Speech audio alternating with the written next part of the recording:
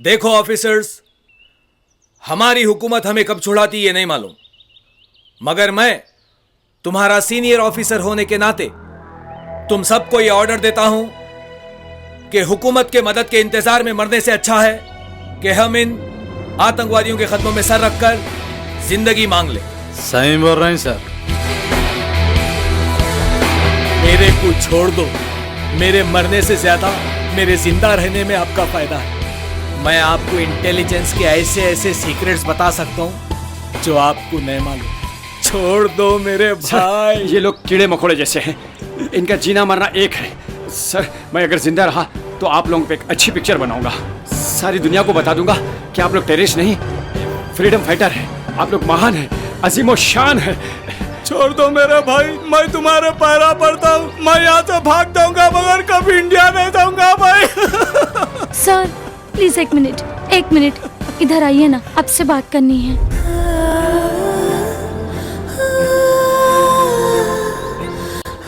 ये लोग जिएंगे भी तो आपके किस काम आएंगे? मैं आपके बहुत काम आ सकती हूँ। मुझे अपने पास रख लीजिए, जिंदगी भर खुश रखूंगी।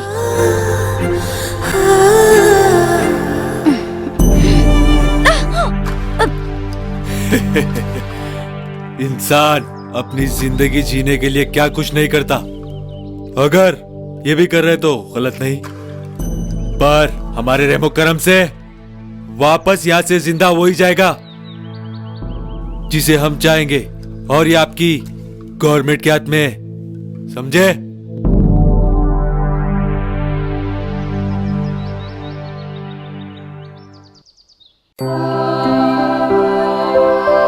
बुज़दिल कहीं का,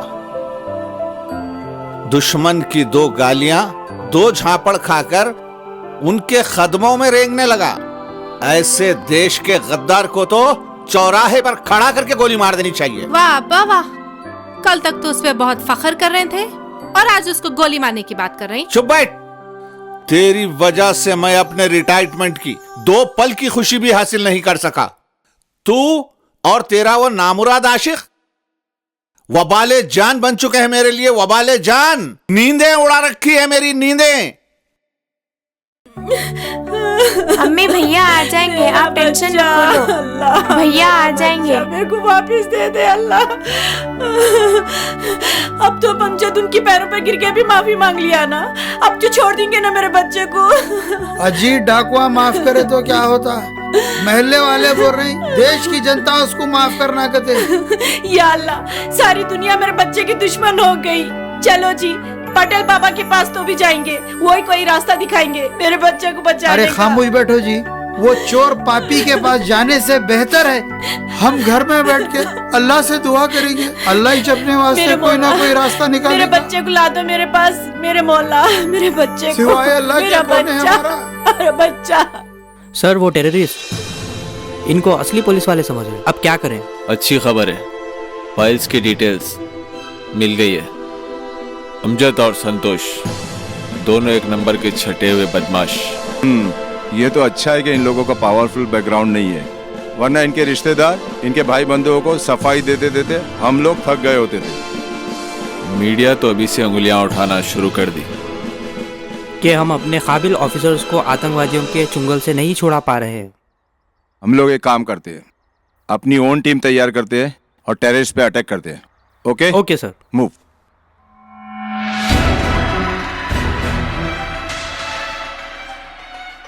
यहाँ से कौन कौन भागने को तैयार है? ये फालतू आइडिया दे दे के वक्त से पहले मरवाएगा क्या? देख भाई, यहाँ से अगर भागे तो 95% मरेंगे और 5% बचेंगे, और यहाँ पे अगर रुके तो 100% मरेंगे। तो 5% का चांस लेने को तैयार है? तुम्हारा क्या है उस्ताद, ये सारे टेररिस्ट तुम्हारे जात बिरादरी के हैं। तुमको तो छोड़ देंगे मगर हम सबको एक एक करके गोली मार देंगे। ये तुम्हारे भाई है। हाँ क्या? सही बात है। मेरे भाई? मैं चोर हूं मगर देशद्रोही नहीं हूं।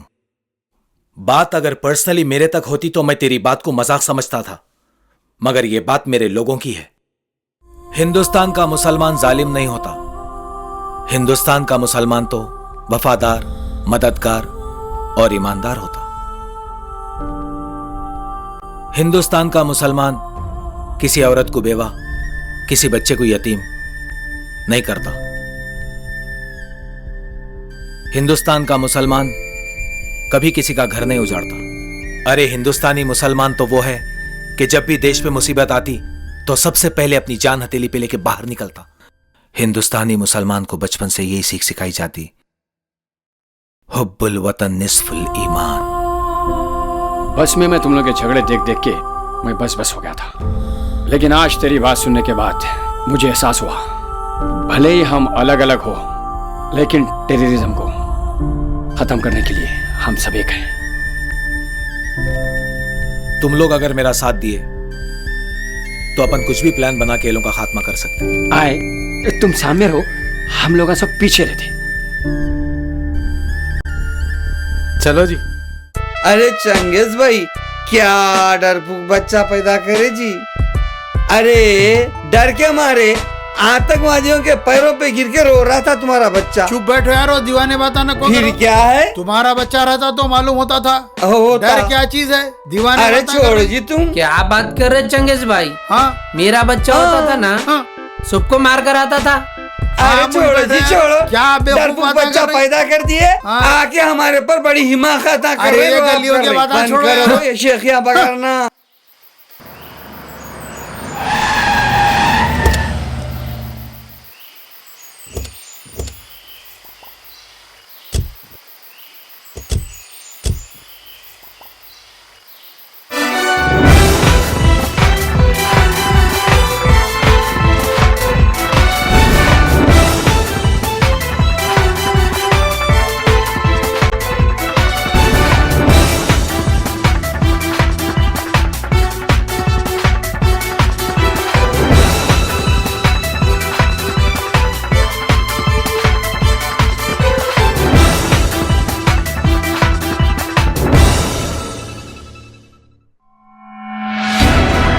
साथ थू थू हो गई, इन लोगों से तो बदजन हो गए। डर के मरने से तो अच्छा है लड़के मरेंगे उस्ताद। ये लोग मेरे को सिर्फ पर्दे का हीरो समझ रहे हैं, अब मेरे को रियल हीरो बनना पड़ेगा, चाहे इसमें मेरी जान भी क्यों ना चली जाए।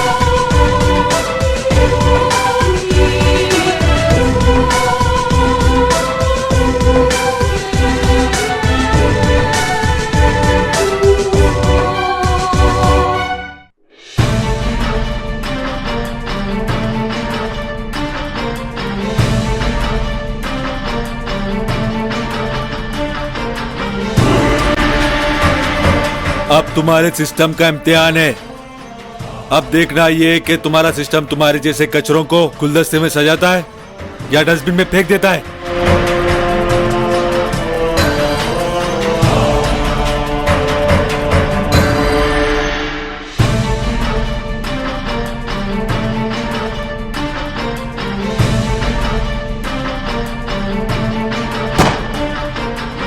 जाओ देखो, चलो जल्दी जाओ।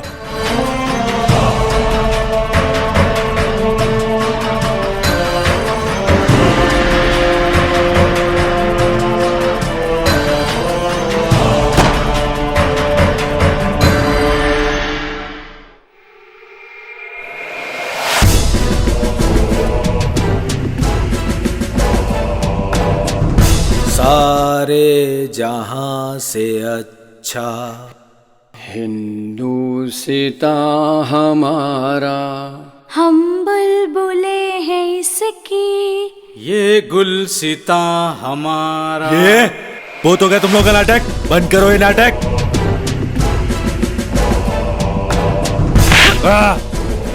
मार! मार! अरे हट, मेरे को मार, हट! मार अमजद!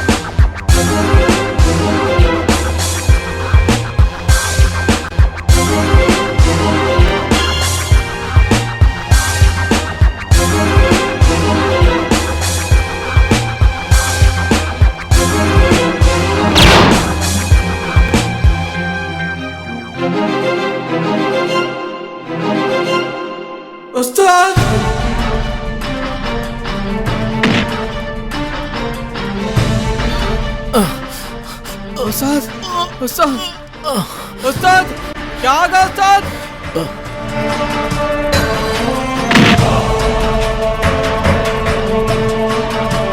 उस्ताद तुम्हारे को क्या होगा उस्ताद? अरे नहीं उस्ताद, कुछ नहीं होगा उस्ताद, बेफिक्र रहो।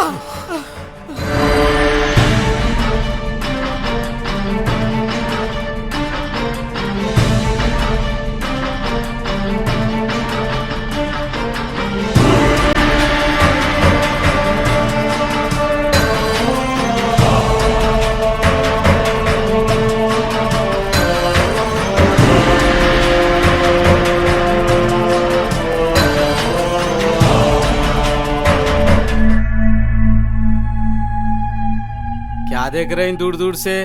दूरदर्शन का जमाना खत्म हो गया, स्क्रीन टच का जमाना है। टच करूं क्या? आज मैं आपको टच करती हूँ।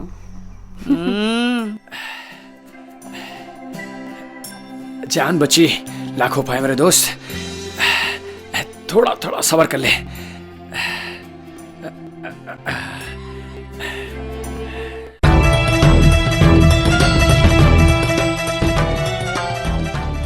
आगे देखो। अमजद, देखो तुम जो बच गया है ना, मेरी किस्मत से, वरना तुम्हारा बच गया ना नामुमकिन था। सही बोले तुम। अभी तुम्हारे को मेरे को मिलके आधा डजन बच्चों के अम्मा बाबा जो बनना है। और वो बच्चे मेरे को चाचा चाचा बोलेंगे, इसलिए तो बोल रहा हूँ ट्रेन निकले वैसा उम्र निकल जा रही। जल्दी शादी कर लो तुम लोग।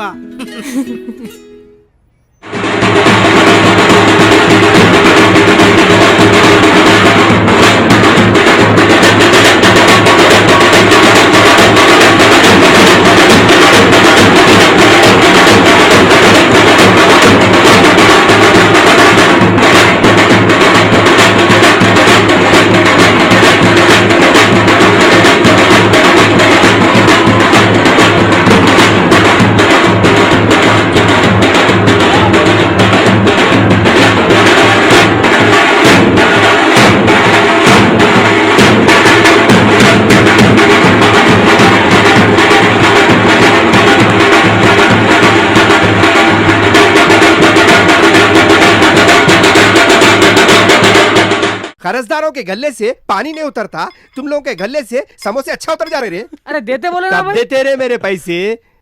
कब देते? 32 तारीख को। वो सब 32 तारीख को देंगे। चलो पेमेंट लेने आया था, रिश्ता मच लगाया ना।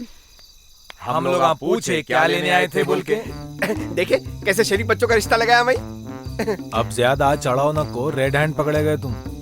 मतलब क्या तो भी हो रहा है ये सब? मम्मी मम्मी आपके वास्ते डैडी ढूंढ लिए। मम्मी